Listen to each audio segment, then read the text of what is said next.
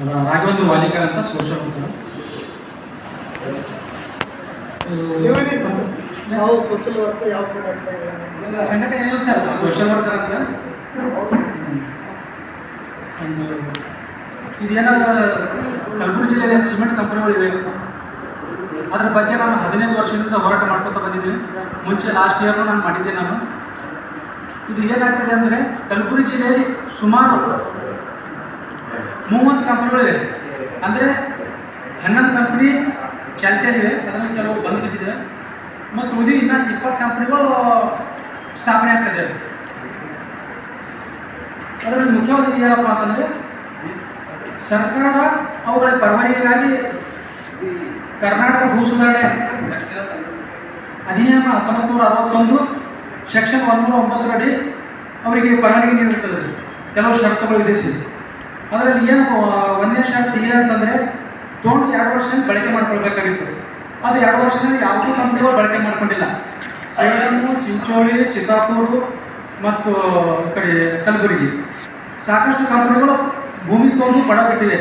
ಉದಾಹರಣೆಗೆ ಇವಾಗ ಸದ್ಯದ ಪರಿಸ್ಥಿತಿಯಲ್ಲಿ ರಾಷ್ಟ್ರೀಯ ಸಿಮೆಂಟ್ ಕಂಪ್ನಿ ಒಂದೇ 10,000 ಎಕರೆ ಜಮೀನು ಖರೀದಿ ಮಾಡಿದೆ, ಒಂದೇ ಕಂಪನಿ 10,000. ಮತ್ತು ಕರ್ನಾಟಕ ಭೂ ಸುಧಾರಣೆ ಕಾಯ್ದೆ, ಕರ್ನಾಟಕ ಭೂ ಕಂದಾಯ ಕಾಯ್ದೆ 1964 ಸೆಕ್ಷನ್ 95 ಪ್ರಕಾರ ಎನ್ಎ ಮಾಡ್ಕೊಳ್ಬೇಕಾಗಿತ್ತು. ಅದು ಎನ್ಎ ಮಾಡ್ಕೊಂಡಿಲ್ಲ. ಹೀಗಾಗಿ ಅದರ ಕಂಡೀಷನ್ ಆಗಿರ್ತಾರೆ ಡಿ ಸಿ ಅವರು ಮತ್ತು ಸರ್ಕಾರ ಏನಾದರೂ ಕಡ್ಡಾಯವಾಗಿ ಯಾವುದೋ ಒಂದು ಕಟ್ಟಡ ಪರವಾನಗಿ ಹಿಡಿಬೇಕಾದ್ರೆ ಯಂತ್ರೋಪಕರಣ ಸ್ಥಾಪನೆ ಪರವಾನಗಿ ಹಿಡಿಬೇಕಾದ್ರೆ ಕಡ್ಡಾಯವಾಗಿ ಕೃಷಿ ಭೂಮಿಯನ್ನು ಕೃಷಿಯೇತರ ಜಮೀನಾಗಿ ಪರಿವರ್ತಿಸಿ ಕಟ್ಟಡ ನಿರ್ಮಾಣ ಮಾಡಬೇಕಂತ ಹೇಳಿರ್ತಾರೆ. ಅದು ಯಾವುದೂ ಮಾಡಿರೋದಿಲ್ಲ. ಕಟ್ಟಡ ನಿರ್ಮಾಣ ಮಾಡಿ 6 ತಿಂಗಳಿಗೆ 1 ವರ್ಷದ ನಂತರ ಕೃಷಿಯೇತರ ಜಮೀನಾಗಿ ಪರಿವರ್ತಿಸಿಕೊಂಡಿದ್ದಾರೆ. ಮತ್ತು ಕೆಲವು ಸಿಮೆಂಟ್ ಕಂಪನಿಗಳು ಇನ್ನೂವರೆಗೂ, ಶ್ರೀ ಸಿಮೆಂಟ್ ಕಂಪನಿ ಇನ್ನೂವರೆಗೂ ಕೃಷಿ ಭೂಮಿಯನ್ನು ಕೃಷಿಯೇತರ ಜಮೀನಾಗಿ ಪರಿವರ್ತಿಸಿಕೊಂಡಿಲ್ಲ. ಇದು 2 ಸಿಮೆಂಟ್ ಘಟಕಗಳು ಹೊಂದಿದೆ ಶ್ರೀ ಸಿಮೆಂಟ್ ಕಂಪನಿ, ಆದರೆ ಇನ್ನೂವರೆಗೆ ಅದ್ರದ್ದು ಎಣ್ಣೆ ಇಲ್ಲ. ಕಲಬುರಗಿ ಜಿಲ್ಲೆಯಲ್ಲಿ ಎಲ್ಲ ಸಿಮೆಂಟ್ ಕಂಪನಿಗಳು ಪೂರ್ತಿ ಇಲ್ಲಿಗಲ್ ಆಗಿದೆ. ಇವತ್ತಿನ ವಿಷಯ ಏನಪ್ಪ ಅಂದರೆ ಇವೆಲ್ಲ ಏನು ಸಿಮೆಂಟ್ ಕಂಪನಿಗಳಿವೆ ಹಲವು ಕಾಯ್ದೆ ಕಾನೂನು ಉಲ್ಲಂಘನೆ ಮಾಡಿರೋದ್ರಿಂದ ಮಳಿಖೇಡ ಗ್ರಾಮದಿಂದ ನಾನು 15 ವರ್ಷದಿಂದ ನಾನು ದೂರು ಸಲ್ಲಿಸ್ತಾ ಇದ್ದೀನಿ. ಜಿಲ್ಲಾಡಳಿತವಾಗಲಿ, ಜಿಲ್ಲಾ ಪಂಚಾಯತ್ ಆಗಲಿ, ತಾಲೂಕು ಆಡಳಿತವಾಗಲಿ, ಸರ್ಕಾರವಾಗಲಿ, ಯಾವುದೇ ಅಧಿಕಾರಿಗಳಾಗಲಿ, ಜನಪ್ರತಿನಿಧಿಗಳು ಎಲ್ಲರಿಗೂ ನಾನು ದೂರು ಮನವಿ ಸಲ್ಲಿಸ್ತಾ ಬಂದಿದ್ದೀನಿ. ಯಾರೂ ಕ್ರಮ ಕೈಗೊಂಡಿಲ್ಲ. ನಾನು ದಿನಾಂಕ 27/4/2026 ಮಳಿಖೇಡ ಗ್ರಾಮದಿಂದ ಪಾದಯಾತ್ರೆ ಮಾಡ್ತಾಯಿದ್ದೀನಿ. ನಾನು ಪಾದಯಾತ್ರೆ ಮಾಡಿ ಜಿಲ್ಲಾಡಳಿತ ಪೂರ್ತಿ ವಿಫಲ ಆಗಿದೆ ಕ್ರಮ ಕೈಗೊಳ್ಳಕ್ಕೆ. ಸಾಕಷ್ಟು ತೆರಿಗೆ ಹಣ ವಸೂಲು ಮಾಡಬೇಕಾಗಿತ್ತು, ವಸೂಲು ಮಾಡಿಲ್ಲ. ಮತ್ತು ಕಂಪ್ನಿಗಳ ದಂಡ ವಿಧಿಸಬೇಕಾಗಿತ್ತು, ದಂಡ ವಿಧಿಸಿಲ್ಲ. ಮತ್ತು ಹಲವು ಕಾಯ್ದೆ ಕಾನೂನು ಉಲ್ಲಂಘನೆ ಮಾಡಿರೋದ್ರಿಂದ ಜಿಲ್ಲಾಡಳಿತಕ್ಕೆ ಬಂದು ಪಾದಯಾತ್ರೆ ಮುಖಾಂತರ 27, 28, 29 3 ದಿನ ಪಾದಯಾತ್ರೆ ಮಾಡಿ 30ನೇ ತಾರೀಕು ಜಿಲ್ಲಾಡಳಿತಕ್ಕೆ ಬಂದು ಬೀಗ ಜಡಿದು ಬಾರಿ ಮುಳ್ಳು, ಖಾರಿ ಮುಳ್ಳು, ಜಾಲಿ ಮುಳ್ಳು 3 ಥರ ಮುಳ್ಳುಗಳು ಬಡಿಬೇಕಂತ ನಿರ್ಧಾರ ಮಾಡಿದೆ ನಾನು. ಹೀಗಾಗಿ ಇವತ್ತಿನ ವಿಷಯ ಅಷ್ಟೇ. ಜಿಲ್ಲಾಡಳಿತ ಯಾವಾಗ ಮಾಡಿದ್ರಿ? 27 ಸರ್, ಇದೇ 27ಕ್ಕೂ ಮಳಿಖೇಡ ಗ್ರಾಮದಿಂದ ಕಲಬುರಗಿ ಜಿಲ್ಲೆ ಜಿಲ್ಲಾಡಳಿತವರೆಗೆ.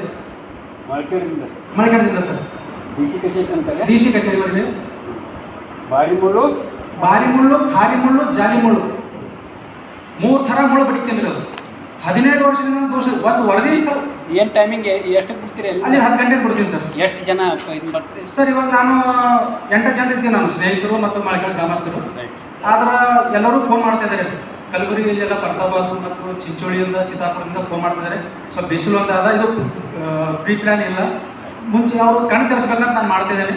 ಅದು ಏನಾಗ್ತದೆ, ಬಿಸಿಲು ಒಂದಿದೆ. ಹೀಗಾಗಿ ಎಲ್ಲ ವಯೋವೃದ್ಧರು ಇರ್ತಾರೆ, ಸ್ವಲ್ಪ ತ್ರಾಸ ಆಗ್ತದೆ ಎಲ್ಲರಿಗೆ. ಹೀಗಾಗಿ ತ್ರಾಸ ನನಗಾದ್ರೂ ಪರವಾಗಿಲ್ಲ, ಬೇರೆಯವರಿಗೆ ತ್ರಾಸ ಆಗೋದು ಬೇಡ ಅಂತ ನಾನು ಬರ್ತಾಯಿದ್ದೀನಿ. ಅದು ನೋಡ್ತೀನಿ ಅವರು ಏನು ಮಾಡ್ತಾರೆ ಅಂತ. ಇದು ಉನ್ನತ ಮಟ್ಟ ತನಿಖೆ ಆಗ್ಬೇಕು ಸರ್. ಇದು ಸಾಕಷ್ಟು ಏನಂದರೆ ಕೆಂಪೇಗೌಡ ಏರ್ಪೋರ್ಟ್ ಇದೆ, ಅಂತಾರಾಷ್ಟ್ರೀಯ ವಿಮಾನ ನಿಲ್ದಾಣ, ಅನ್ವೇಷಣ ಗ್ರಾಮ ಪಂಚಾಯತ್ ಅಂತ ಬರ್ತದೆ ಸರ್. ಅಲ್ಲಿ ಇವಾಗ ಈ ಪ್ರೆಸೆಂಟ್ ಕರೆಂಟ್ ಇಯರ್ಗೂ 15 ಕೋಟಿ ಟ್ಯಾಕ್ಸ್ ವಸೂಲು ಮಾಡ್ತಾ ಇದ್ದಾರೆ. 15 ಕೋಟಿ 2,500 ಎಕರೆ. ರಾಷ್ಟ್ರೀಯ ಸಿಮೆಂಟ್ ಕಂಪ್ನಿ 3,500 ಎಕರೆ ಇದೆ ಸರ್. ಮತ್ತು ಹಲವು ಕಂಪ್ನಿಗಳು ಇನ್ನೂ ಟ್ಯಾಕ್ಸ್ ಫಿಕ್ಸೇಷನ್ ಮಾಡಿಲ್ಲ, ಟ್ಯಾಕ್ಸ್ ವಸೂಲು ಮಾಡ್ತಾರೆ. ಮನಸ್ಸಿಗೆ ಬಂದಾಗ ZPC ಅವರು ಮನಸ್ಸಿಗೆ ಬಂದಾಗ ಪತ್ರ ಬರೀತಾರೆ, ಅದ್ರ ಪ್ರಕಾರ ಮನಸ್ಸಿಗೆ ಬಂದಾಗ ತೆರಿಗೆ ವಸೂಲು ಮಾಡ್ತಾರೆ. ಸಾಕಷ್ಟು ತೆರಿಗೆ ವಸೂಲು ಆಗ್ತದೆ. 100 ಕೋಟಿ ಅಲ್ಲ, 1000 ಕೋಟಿ ತೆರಿಗೆ ಆಗ್ತದೆ. ಇವತ್ತು ಇದು 300 ಕೋಟಿ ಒಂದು ಪತ್ರ ಬರ್ತಿದ್ದಾರೆ. 300 ಕೋಟಿ ಆಗ್ತದೆ ರಾಷ್ಟ್ರೀಯ ಸಿಮೆಂಟ್ ಕಂಪ್ನಿ ವಸೂಲು ಮಾಡ್ದಂತ ಬರ್ತೀನಿ ನಾನು. ಈಗ ಬರೋದು 5-6 ತಿಂಗಳಾಯ್ತು, ಇನ್ನವರೆಗೂ ಮಾಡಿಲ್ಲ. ತಾಲೂಕು ಪಂಚಾಯತ್ ಇವರು PDO ಬರೆದಿದ್ದಾರೆ. ಇಂಥ ಯಾವ ಬರ್ತಾವ ಮಳಿಖೇಡ ಪಂಚಾಯತ್ PDO ಸಸ್ಪೆಂಡ್ ಆಗ್ತಾ ಹೋಗ್ತಾರೆ.